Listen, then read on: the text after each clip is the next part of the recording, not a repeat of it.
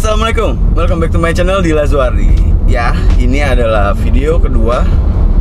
Mati lampu. No, ini masuk terowongan. Maafin agak-agak gelap ya. Jadi kita lagi masuk terowongan.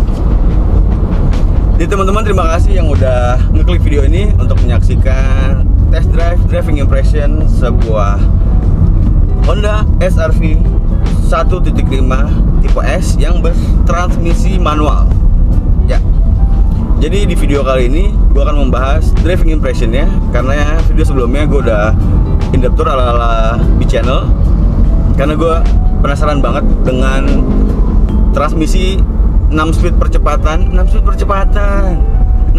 dari Honda yang diberikan di Honda SR-V ini. Jadi pertama kali gue masuk di kabin Honda SR-V ini untuk menyalakan mesinnya, gue langsung terfokus sama cluster di speedometer yang terkesan lumayan sporty, dan panel cluster paling kanan itu serba digital walaupun masih layar kalkulator, belum yang full color ya, yang agak-agak kurang aja gitu menurut gue. Tapi overall semua enak dilihat dari tampilannya, semua serba membulat, dan konsumsi bensinnya itu kalau di sini bisa gue lihat 13,7 per kilometer. Jadi lumayan irit ya. Dulu gue pernah punya Jazz GR 8 tahun 2012 manual juga, itu susah banget nyentuh angka 12. Nah, SR-V ini nyentuh 13,7. Mungkin pengaruh dari transmisinya yang 6 speed, karena gue udah nyobain itu jalan 60 km per jam dengan gigi 6, itu jarum RPM-nya hanya di kisaran 1300 sampai 1500. Jadi bener-bener rendah sekali. Nah, terus ada ring yang warnanya bisa berubah-ubah. Kalau misalnya kita jalannya agak-agak boros itu jadi merah, kita jalannya irit jadi green, gak go green. Nah, dari green ke merah itu tengah-tengah ada warna coklat. Dan gue paling suka ciri khas Honda itu duduknya, posisi mengemudinya itu benar-benar PW sih menurut gue ya. Jadi dashboardnya juga kan agak menekuk ke setir, armrestnya yang bisa digeser itu ukurannya sebelah kanan agak turun sedikit. Nah, ini adalah versi pertamanya yang masih menggunakan bahan yang warna beige ya, bisa kalian lihat. Jadi cepat kotor ya.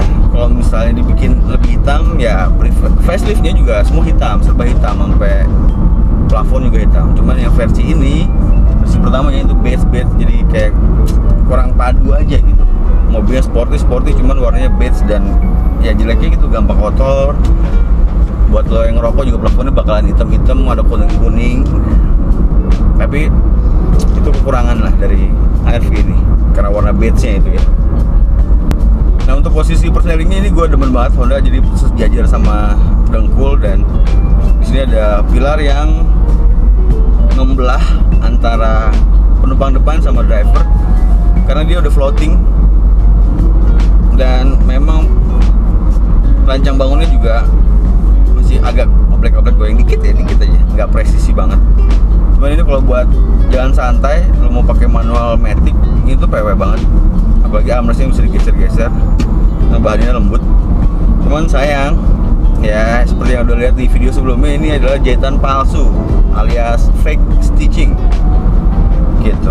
Untuk headrestnya ya lumayan lah, walaupun nggak, ini masih, nah jadi dagu gue juga agak ngangkat ya. Nah, untuk kaki kiri bisa nyender ke center konsol ini yang memanjang sampai ke belakang.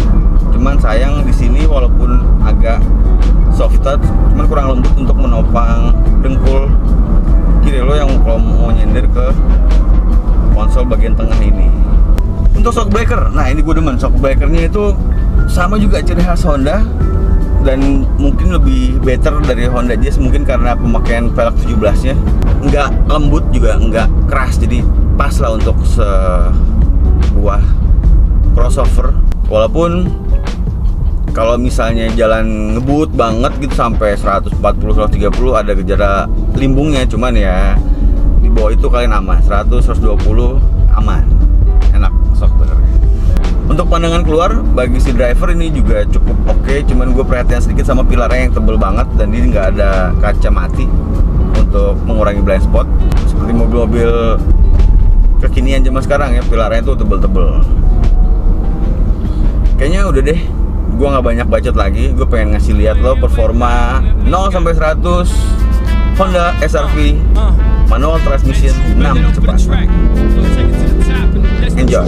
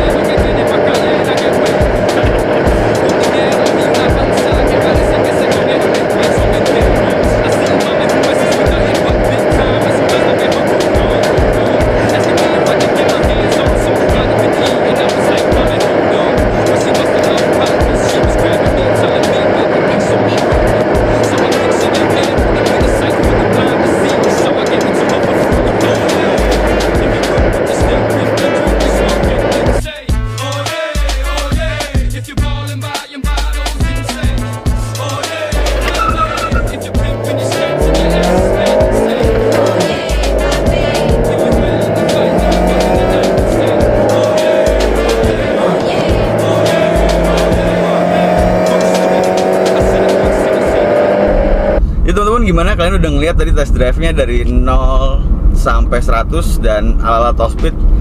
Gue ngetes 2 kali. Yang pertama gue aktifin VSC-nya, yang kedua gue matiin VSC-nya. Gue pikir nggak ada bedanya, ternyata ada bedanya sedikit. Tanpa VSC atau VSC off, itu dia lebih galak sedikit ya. Pokoknya ada perbedaan lah kalau misalnya kalian bisa ngerasain. Tapi kalau VSC-nya on, itu agak gitu, agak galmot. Sebenarnya sih biar panjang aja durasinya, makanya gue kasih 2 kali ngebut. Untuk limiternya sekitar di angka 7.200-an. Nah, gue nggak sikat sampai dekat-dekat limiter ya. Mobil orang bro, tak kenapa lagi. Tapi yang gue rasain pas lagi udah top gear di gigi 5-6 itu flat gitu ya. Gue pikir tuh bisa sampai 180 dengan cepat. Nggak cepet-cepet banget sih. Di atas kecepatan 160 mau menambah lagi itu berat. Untuk Harvey ini itu horsepowernya mencapai 110 PS di torsi 150 Nm di kisaran RPM 5.500. Oh ya, SR-V ini juga kekedaban kabinnya agak kurang ya. Cuman yang agak sedikit unik di sini, di fender bagian belakang itu dia dilapisi bahan karpet. Yang tujuannya bahan karpet itu bisa meredam noise di ruang roda, tapi tidak untuk di ruang depan. Jadi fender depan itu hanya plastik aja. Mungkin kalau misalnya dilapisi karpet juga bisa membantu untuk meredam suara noise di ruang ban untuk tidak menembus ke kabin. Jadi teman-teman, yang menarik adalah fitur brake hold sama parking elektriknya. Jadi kalian bisa lebih santai, lebih nyaman menggunakan mobil ini. Untuk buat yang cewek-cewek, biasanya milih Matic, aktifin aja brake hold-nya, dipencet. Nanti kalian bakalan nyaman kalau misalnya ketemu tanjakan atau macet-macetan. Selama dia berhenti, dia langsung aktif. Ada simbol di bawah tulisan brake hold, simbol A. Untuk menonaktifkannya, kalian langsung injek gasnya aja dan simbol itu langsung hilang. Jadi simbol A itu adalah auto brake hold. Nah, untuk rem parkirnya, nah ini ada plus minusnya juga ya. Plusnya ya kalian lebih santai, jadi nggak ada effort lagi untuk narik rem tangan. Tampilan juga di interior lebih simple, lebih mudah, lebih praktis ya, lebih modern seperti mobil-mobil kekinian. Nah, untuk negatifnya jadi nggak kayak laki banget ya, padahal ini kan crossover tapi nggak ada rem tangannya yang hidrolik, jadi kesan maco itu hilang. Dan kedua juga, misalnya kalau mau dorong-dorong karena ini mobil manual, kan nggak bisa tuh nurunin tanpa kunci, jadi kunci mesti dicolok baru bisa di nonaktifkan rem elektriknya.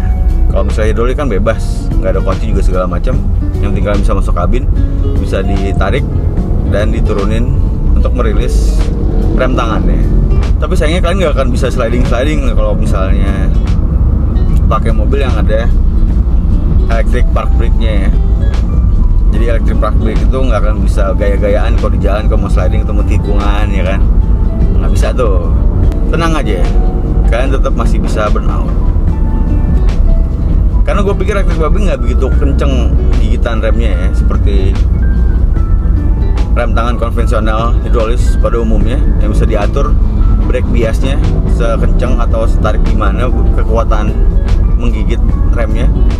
Tapi lumayan bisa menahan mobil untuk bisa burnout. Hah? Kalian mau bukti pengen gue burnout dengan HRV ini? Boleh.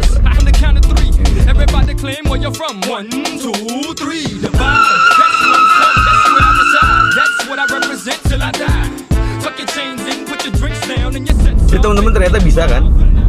Jadi itu teknisnya kalian harus matikan VSC-nya, VSC off, tarik, angkat ke atas parking brake-nya yang elektrik, biasa kopling. Habis itu injek gas dalam-dalam, lepas kopling, udah kayak biasa aja gitu. Jadi ternyata bisa. Jadi menurut penilaian gue, walaupun dia minim fitur di generasi ini, tapi untuk dikendarai ini cukup menyenangkan. Jadi bisa dibilang HR-V ini fun to drive, irit, dan aksesorisnya juga banyak. Jadi kalau menurut gue, mobil yang bisa laku di Indonesia ini ada beberapa syarat. Bisa irit, bisa kencang, dan part modifnya banyak, tersebar di mana-mana. Banyak pilihan maksudnya. Nah, kalau 3 faktor tadi nggak ada di dalam sebuah mobil, jangan harap bisa laku penjualannya di Indonesia. Ya teman-teman, terima kasih yang udah nonton videonya dari awal sampai akhir. Bantu gue dengan subscribe, like, comment, and share jika kalian menyukai video ini. Salam hangat, salam sehat untuk keluarga kalian di rumah. Dan selalu gue berpesan untuk kontrol emosi saat berkendara. Gue Dewi pamit. Wassalam.